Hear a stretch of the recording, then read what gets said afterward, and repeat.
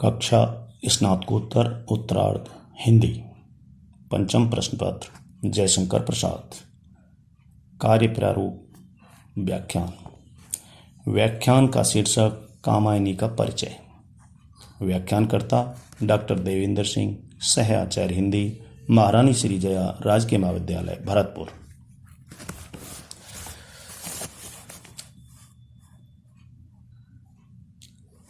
कामायनी महाकवि जयशंकर प्रसाद की सुप्रसिद्ध रचना है। इसका रचनाकाल 1936 ईस्वी शिवरात्रि संवत 1992 है। कामायनी में कुल सर्गों की संख्या 15 है। कामायनी के प्रमुख पात्र श्रद्धा, मनु और एड़ा। काव्य रूप महाकाव्य। अब हम इस कामायनी का सामान्य परिचय प्राप्त करते हैं। कामायनी महाकाव्य जयशंकर प्रसाद द्वारा रचित आधुनिक महाकाव्य है। कामायनी न केवल छायावाद बल्कि आधुनिक हिंदी साहित्य की सर्वश्रेष्ठ रचना मानी जाती है। आचार्य नंदुलारी वाजपेयी ने कामायनी को एक आश्चर्यजनक घटना माना है, तो विजेंद्र स्नातक इसे छायावादी काव्यधारा की सर्वश्रेष्ठ रचना घोषित करते हैं और डॉक्टर प्रेमशंकर इसे प्रसाद के व्यक्तित्व की संपूर्ण अभिव्यक्ति मानते हैं। छायावाद की सुप्रसिद्ध रचनाकार महादेवी वर्मा, जिन्होंने कामायनी को स्वयं जयशंकर प्रसाद के स्वर में सुना था, वे इसके संबंध में लिखती हैं कि प्रसाद जी की कामायनी महाकाव्यों के इतिहास में एक नया अध्याय जोड़ती है, क्योंकि वह ऐसा महाकाव्य है जो ऐतिहासिक धरातल पर भी प्रतिष्ठित है और सांकेतिक अर्थ में मानव विकास का रूपक भी कहा जा सकता है। कल्याण भावना की प्रेरणा और समन्वयात्मक दृष्टिकोण के कारण वह भारतीय परंपरा के अनुरूप है।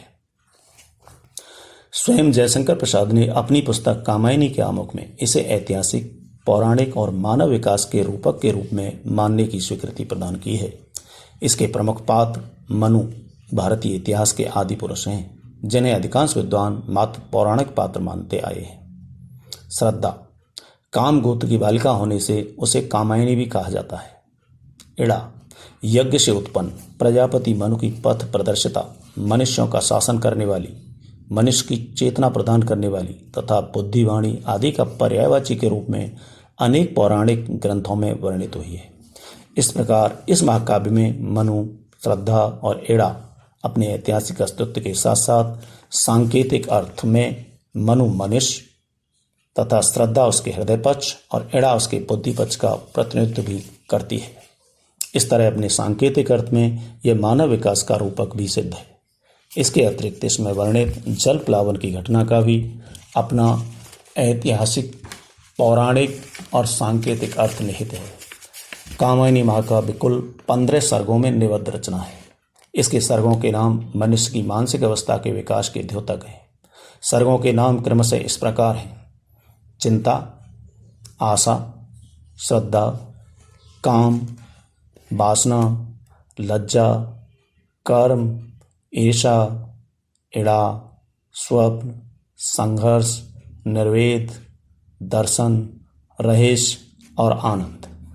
यदि हम इन सर्गों के नामकरण को समझने का प्रयास करें तो मानव मन के विकास का रूप सहज ही समझने योग्य है।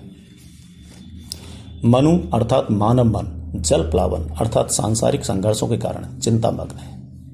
जब चिंतित मन स्वयं से हटकर प्रकृति की ओर देखता है तो वह आशान्वित होता है, अर्थात चिंता से बाहर आकर जीवन के प्रति नई आशा से भर उठता है और आशा के उदय होते ही उसका सकल मनोरथ सिद्ध करने वाली श्रद्धा से मिलन होता है।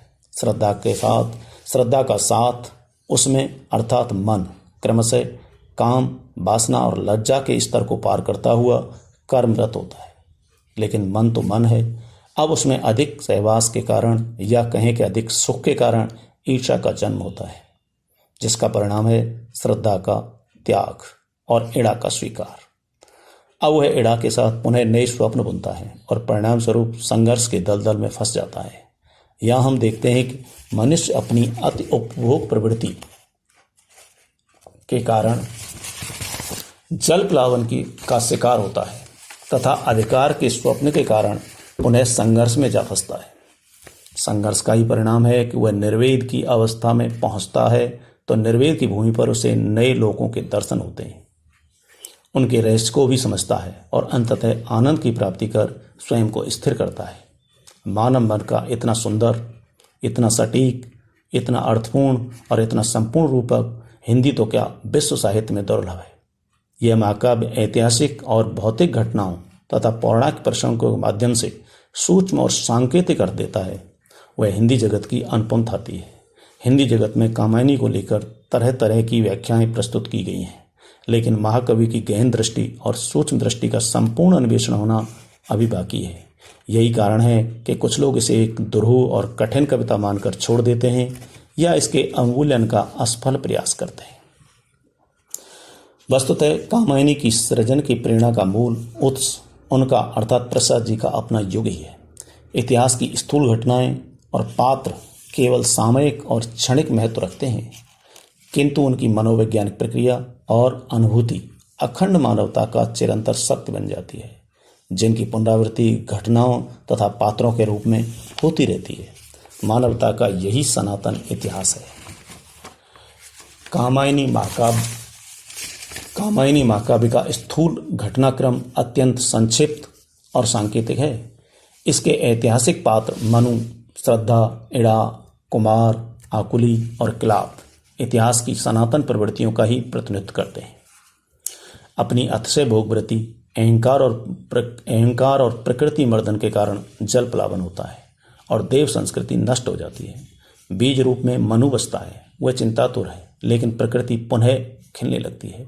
मनु और श्रद्धा का मिलन होता है। श्रद्धा के मिलन से मनु का जीवन पुनः पटरी पर आता है। श्रद्धा उसे परोपकार और प्रेम का पाठ पढ़ाती है, लेकिन मनु आकुली और क्लात की दुष्प्रवृत्तियों के कारण शारीरिक सुख तक सिमट जाता है।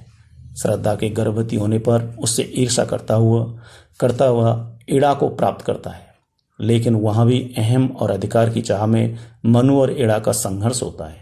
उसे श्रद्धा पुनः स्नेह प्रदान करती है। अपने पुत्र कुमार और इड़ा को सारस्वत प्रदेश सौंपकर मनु के साथ कैलाश की ओर प्रस्थान कर जाती है, जहां श्रद्धा के मार्गदर्शन से मनु शिवत्व अर्थात आनंद प्राप्त कर स्थिर हो जाता है। वह अनुभव करता है, समरस थे जड़ या चेतन, सुंदर साकार बना था, चेतनता एक वेलस्ती, आनंद अखंड घना था। समाप्त।